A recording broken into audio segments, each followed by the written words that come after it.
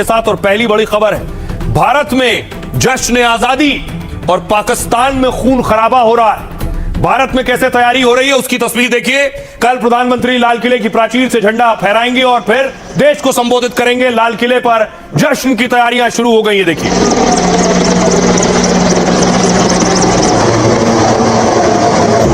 ये बिहार की तस्वीर आप देख रहे हैं, जहां तिरंगा यात्रा निकल रही है। आजादी से एक दिन पहले तैयारी भी का जायजा लिया गया।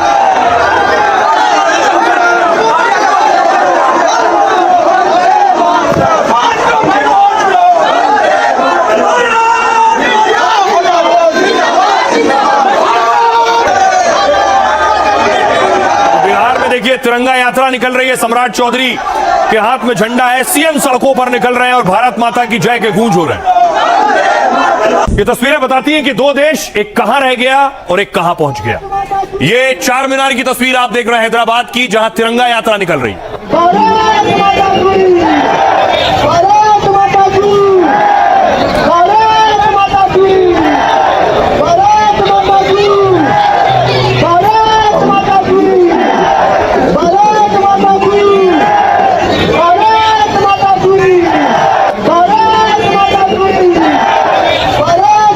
अब देखिए जरा, आपको जम्मू लिए चलता हूं। मदरसों की तस्वीर भी देख लीजिए।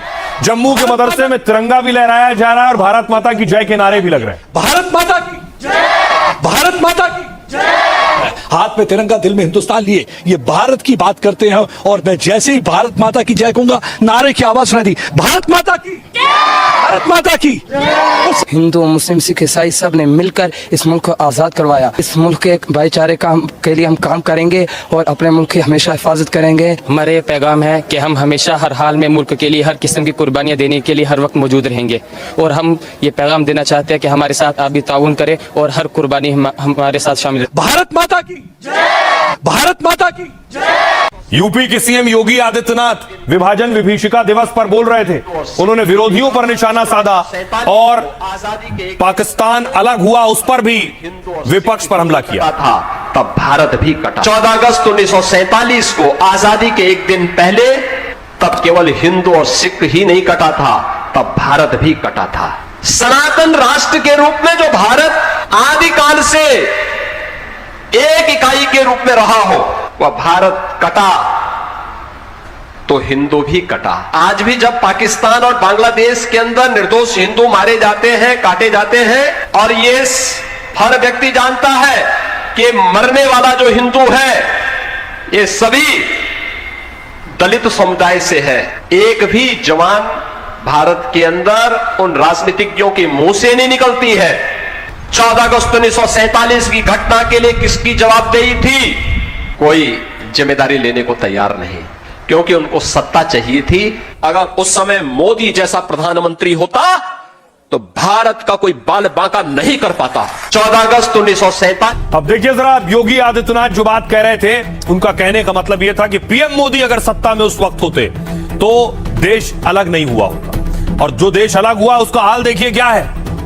पाकिस्तान में क्या हुआ है? जश्न आजादी में भी पाक में फायरिंग और धमाके होते रहे। आजादी के 8 दशक बाद भी पाक में खून खराबे हो रहे थे, गोलियां चल रही थी। 13 और 14 अगस्त की रात जश्न आजादी में फायरिंग हुई।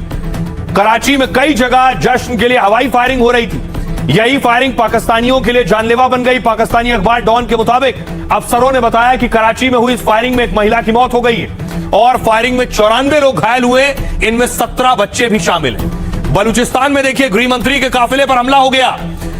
मस्तूंग में मीर जिलालुल्लाह के काफिले पर गोलियां चलाई गईं और घात लगाकर हुई अंधाधुंध फायरिंग में गृह मंत्री बाल बाल बचे, लेकिन 3 सुरक्षाकर्मी समेत 6 लोग घायल हुए, जिनमें 2 गंभीर हैं। कोयटा में बलूच लड़ाकों ने सरकारी गैस पाइपलाइन उड़ा दी है। बलूचों ने विस्फोटक लगाकर रिमोट कंट्रोल से धमाका किया और इससे कई कस्बों और शहरों में गैस सप्लाई बाधित हो गई।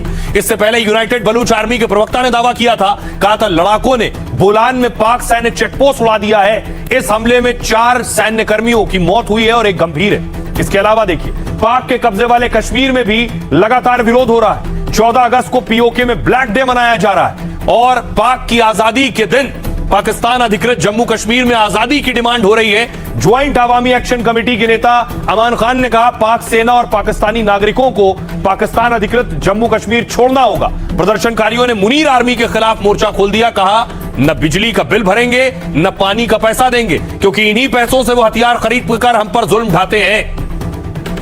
सुनिए पीओके से जो आजादी मांग रहे हैं पाकिस्तान से, वो क्या कह रहे हैं, सुनिए।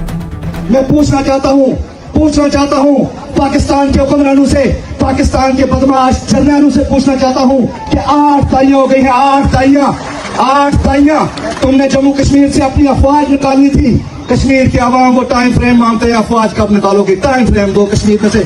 और कश्मीरियों को जम्मू कश्मीर के शहरियों को वो राय का हक दिया जाए, वो इसका स्वाब राय दिया जाए, वो हक हुदूद दिया जाए, जिसका मुतालबा जम्मू कश्मीर के शहरियों का 8 तारीख से जिसका मुतालबा है, और जिसका वादा कायद आजम से लेके शहबाज शरीफ तक जिसका वादा आपके हुक्मरानों ने हमसे किया। अब सोचिए जरा, शहबाज शरीफ कैसे बोल रहे थे स्वतंत्रता दिवस के मौके पर और सिंधु जल की बात कर रहे थे। सलाल डैम की तस्वीरें आप देख रहे हैं, तिरंगे के रंग में रंगा है, तिरंगे की रोशनी में रंगा है। सलाल डैम ये वही डैम है जहां से पानी कभी ज्यादा छोड़ा जाता है तो पाकिस्तान में तबाही आ जाती है, पानी रोक दिया जाता है तो सूखा पड़ जाता है। सिंधु जल समझौता रद्द होने के बाद से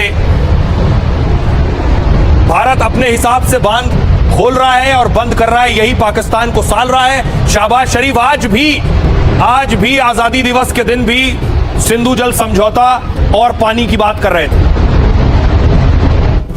तो देखिए, जब हिंदुस्तान जश्न आजादी में डूबा हुआ है तो पाकिस्तान अपनी हरकतों से बाज नहीं आ रहा है। एक बार फिर पाकिस्तान ने गीदड़ भभकी दी है। इस बार यह हिमाकत पाक के पीएम शाहबाज ने की।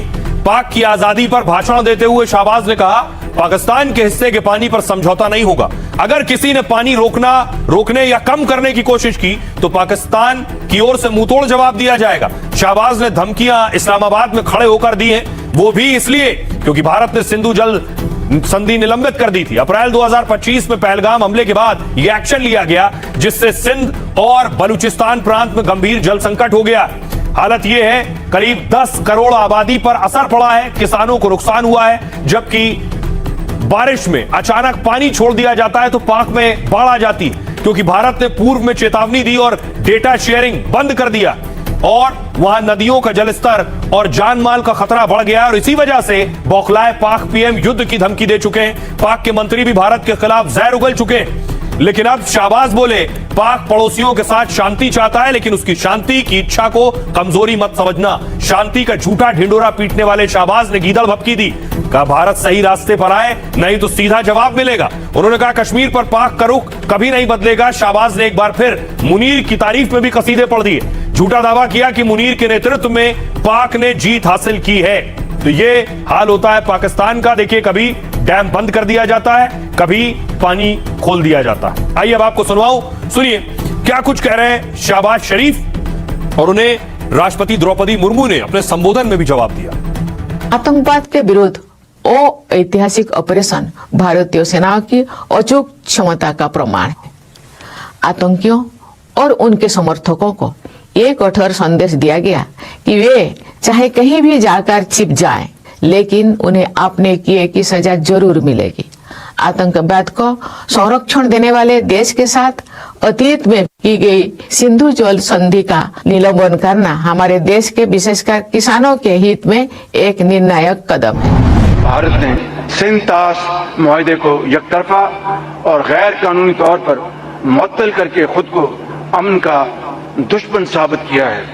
मैं बाशगाफ अल्फाज में ऐलान करता हूं कि पाकिस्तान के पानी की एक एक बूंद हमारी रेड लाइन है।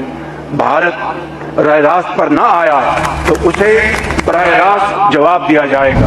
हाँ, हमारा खून ना, हम तो यही तो कहते आए हम कि हमारा खून चूसा गया। शुक्र है नवाज शरीफ साहब को अकल आई। ये हम लोगों का खून चूसा गया है, ये हमारी दरियाएं हैं। कहने के लिए तो पाकिस्तान वाले कहते हैं हम कश्मीरियों के बड़े हमदर्द हैं, लेकिन जब पानी पे बात आ जाती है तो उनकी हमदर्दी गायब हो जाती है। तो चलिए, अच्छा उन्होंने कहा कि ये ड्रॉप ऑफ ब्लड, सही कहा उन्होंने, ये हमारा खून चूसा गया है।